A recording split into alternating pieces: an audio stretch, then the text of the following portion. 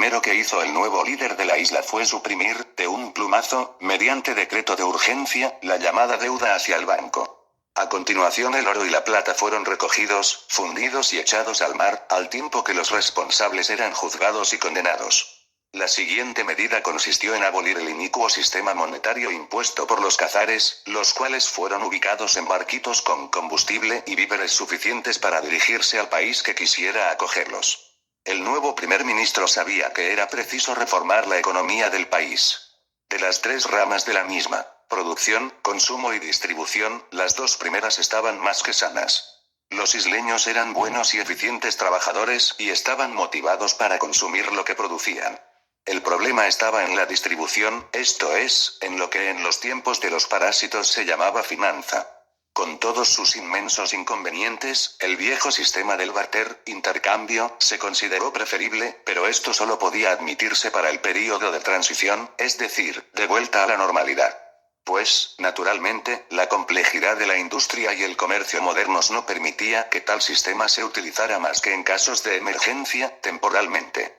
Rodeado de un grupo de expertos, el nuevo primer ministro ideó un sistema para facilitar el intercambio de mercancías y servicios sin los peligros inherentes al loco e inmoral sistema monetario precedente, traído por los czares. El sistema consistía en lo siguiente. Primero se confeccionó una tabla de todos los productos llevados al mercado, en los términos de las cantidades en las cuales eran equivalentes cambiables.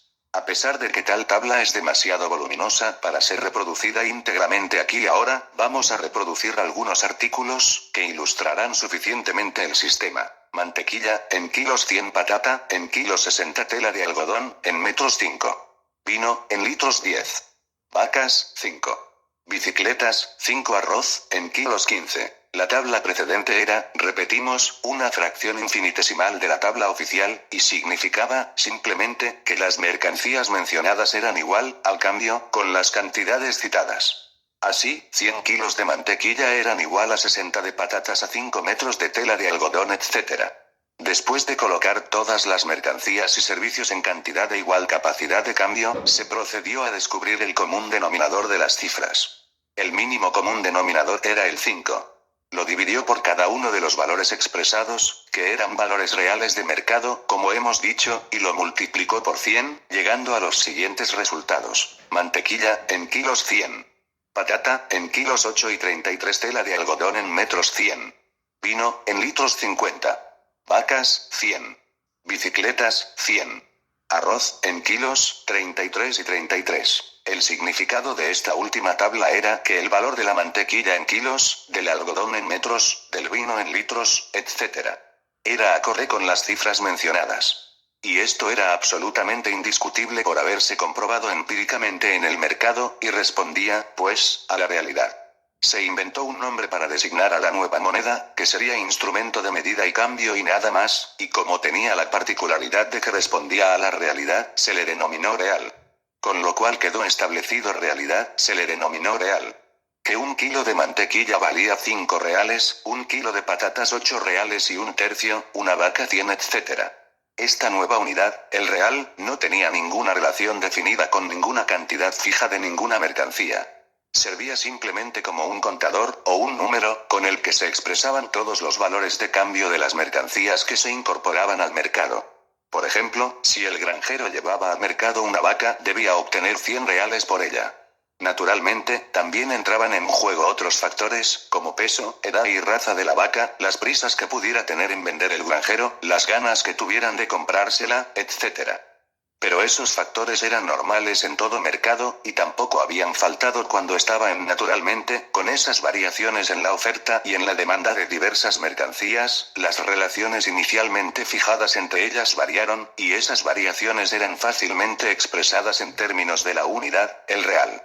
Pero ese real en sí mismo era invariable en relación con la riqueza total de la comunidad. A continuación, habiendo encontrado ese simple, infantil método de expresar valores en términos de una ideal, y a la vez real e invariable unidad, se procedió a medir la riqueza nacional. Un verdadero inventario de la isla de Esperanza, en el que se contabilizaron todas las riquezas habidas, incluyendo las potenciales, es las capacidades de sus habitantes. Esto pudieron facilitarlo, decir, las compañías de seguros, especializadas en ello. Aquello se logró fácilmente con la ayuda de la informática. Se halló que la riqueza nacional equivalía a 2 billones de reales.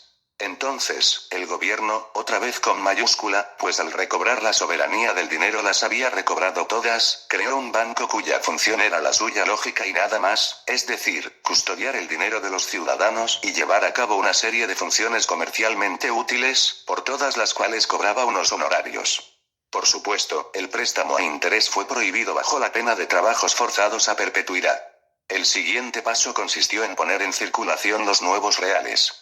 Se trataba de unos trozos de papel, impresos en denominaciones de 1, 2, 5, 10, 50, 100 y 1000 reales. Las fracciones de unidad eran igualmente de papel, naturalmente más pequeñas, denominadas centavos. Fueron impresos por el gobierno, que puso al frente de la Casa de la Moneda a una persona de irreprochable moralidad, a lo que, pro forma, se le comunicó de todos modos que a la menor irregularidad en la emisión de la moneda, que vendría regulada por las computadoras y las compañías de seguros, se le impondría la última pena.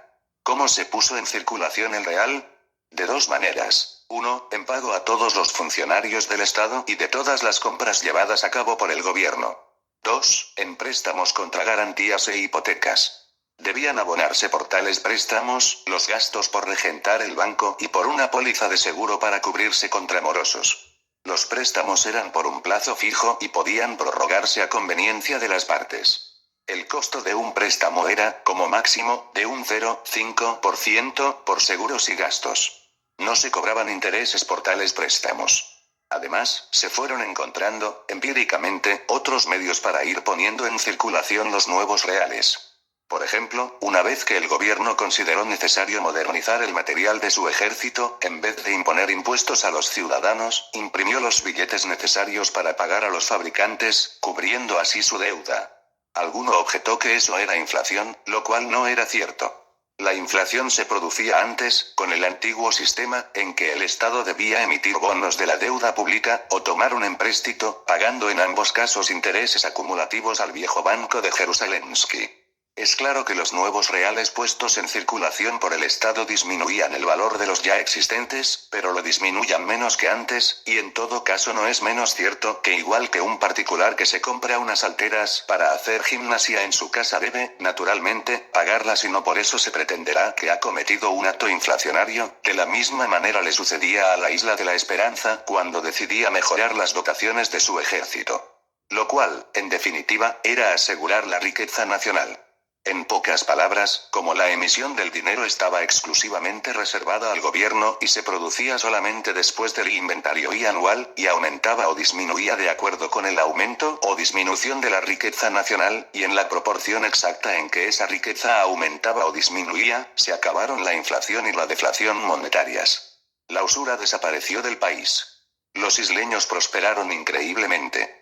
Fenómenos tales como subidas y bajadas bruscas de los precios de las mercancías fueron ya imposibles. La profesión del banquero dejó de ser sinónima con la palabra ricachón y se volvió respetable. Nadie era tremendamente rico ni miserablemente pobre. Naturalmente, había diferencias en grados de riqueza, pero tales diferencias eran reflejo de las diferencias naturales entre los hombres, y no de las diferencias artificiales creadas no por la naturaleza, sino por la intrínseca granujería de los cazares y sus adláteres. No hubieron más disputas entre patronos y obreros, porque al desaparecer la usura, el trabajo dejó de ser solo una mercancía, para convertirse, también, en una dignidad. Y también porque cada hombre normal era un propietario y contribuía, con su parte, al bienestar general.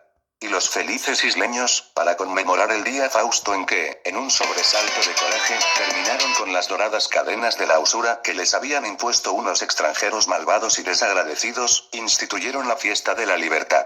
En el lugar en que había existido el maldito Banco de Jerusalensky, se erigió un monolito de oro con una placa dedicada al hombre que liberó a su pueblo de la opresión financiera. Fue casi el único oro que quedó en la isla. Por lo demás, solo unas docenas de kilos para manufacturas, joyas y dentaduras postizas, es decir, para lo único que realmente ha servido, siempre lo que alguien llamó vil metal.